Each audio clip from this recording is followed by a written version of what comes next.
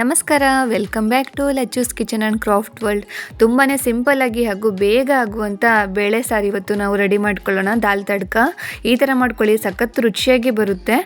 ಮುಕ್ಕಾಲು ಕಪ್ ಆಗುವಷ್ಟು ನಾನಿಲ್ಲಿ ತೊಗರಿಬೇಳೆ ತೊಗೊಂಡಿದ್ದೀನಿ. ನೀವು ತೊಗರಿಬೇಳೆ ಬದಲು ಹೆಸರುಬೇಳೆ ಕೂಡ ಹಾಕಿ ಈ ಬೇಳೆ ಸಾರು ರೆಡಿ ಮಾಡ್ಕೊಳ್ಬೋದು. ಬೇಳೆನ ಒಂದೆರಡು ಸಲ ಚೆನ್ನಾಗಿ ತೊಳೆದು ಇದಕ್ಕೆ ಸ್ವಲ್ಪ ನೀರು ಹಾಕಿ ಒಂದು 1/4 ಚಮಚ ಆಗುವಷ್ಟು ಅರಿಶಿನ, ಆಮೇಲೆ 1 ಚಮಚ ಆಗುವಷ್ಟು ತುಪ್ಪ ಅಥವಾ ಎಣ್ಣೆ ಹಾಕ್ಕೊಳ್ಳಿ. ಬೇಳೆ ಚೆನ್ನಾಗಿ ಮೆತ್ತಗೆ ಬೇಯುತ್ತೆ.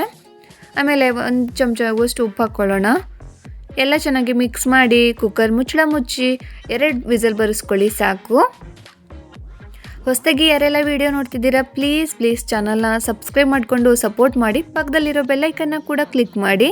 ನಾನು ಮಾಡೋ ರೆಸಿಪಿ ನಿಮಗೆ ಇಷ್ಟ ಆಗ್ತಿದ್ರೆ ವಿಡಿಯೋಸ್ನ ನಿಮ್ಮ ಫ್ಯಾಮಿಲಿ ಆ್ಯಂಡ್ ಫ್ರೆಂಡ್ಸ್ಗೂ ಶೇರ್ ಕೂಡ ಮಾಡಿ. ಬೇಳೆ ಎಲ್ಲ ಚೆನ್ನಾಗಿ ಬೆಂದಿದೆ. ಬನ್ನಿ ಇವಾಗ ಒಗ್ಗರಣೆ ರೆಡಿ ಮಾಡಿ ಬೇಳೆ ಸಾರು ರೆಡಿ ಮಾಡ್ಕೊಳ್ಳೋಣ. 3 ಚಮಚ ಆಗುವಷ್ಟು ಎಣ್ಣೆ ಹಾಕ್ಕೊಂಡಿದ್ದೀನಿ. ಇದಕ್ಕೆ ನೀವು ತುಪ್ಪ ಕೂಡ ಹಾಕಿ ಒಗ್ಗರಣೆ ರೆಡಿ ಮಾಡ್ಕೊಳ್ಬೋದು.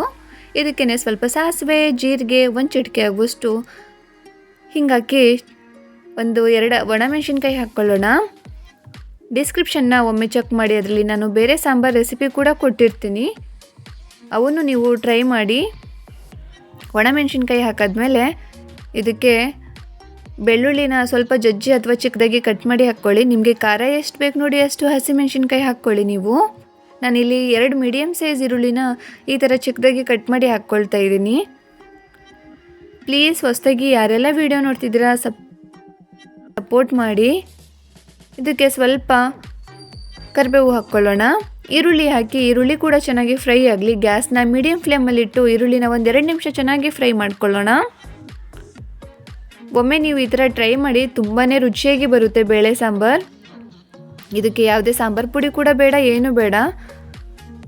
ಈರುಳ್ಳಿ ಎಲ್ಲ ಚೆನ್ನಾಗಿ ಫ್ರೈ ಆದಮೇಲೆ ಇದಕ್ಕೆ 2 ಟೊಮೆಟೊನ ಹಾಕ್ಕೊಳ್ತಾ ಇದ್ದೀನಿ. ಟೊಮೆಟೊ ಕೂಡ ಇಲ್ಲಿ ಚೆನ್ನಾಗಿ ಮೆತ್ತಗಾಗಲಿ. ಮಧ್ಯಾಹ್ನದ ಅಡುಗೆ ಅಥವಾ ರಾತ್ರಿ ಅಡುಗೆಗೆ ಈ ಥರ ಬೇಳೆ ಸಾರು ಮಾಡ್ಕೊಳ್ಳಿ, ಎಲ್ಲರೂ ಇಷ್ಟಪಟ್ಟು ತಿಂತಾರೆ.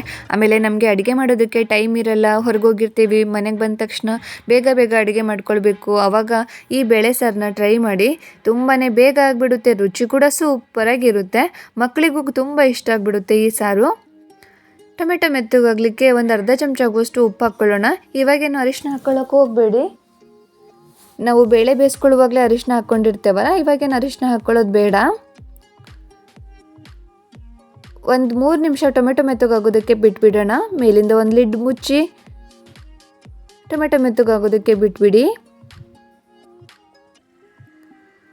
ನಾನು ಮಾಡೋ ರೆಸಿಪಿ ನಿಮಗೆ ಇಷ್ಟ ಆಗ್ತಿದ್ರೆ ವಿಡಿಯೋಸ್ನ ನಿಮ್ಮ ಫ್ಯಾಮಿಲಿ ಆ್ಯಂಡ್ ಫ್ರೆಂಡ್ಸ್ಗೂ ಕೂಡ ಶೇರ್ ಮಾಡಿ. 3 ನಿಮಿಷದ ನಂತರ ಟೊಮೆಟೊ ಕೂಡ ಇವಾಗ ಚೆನ್ನಾಗಿ ಮೆತ್ತಗಾಗಿದೆ.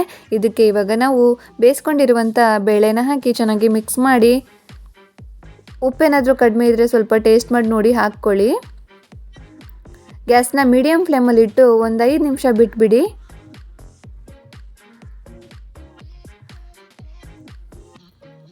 5 ನಿಮಿಷದ ನಂತರ ಇವಾಗ ಬೇಳೆ ಸಾರು ಕೂಡ ರೆಡಿ ಆಯಿತು.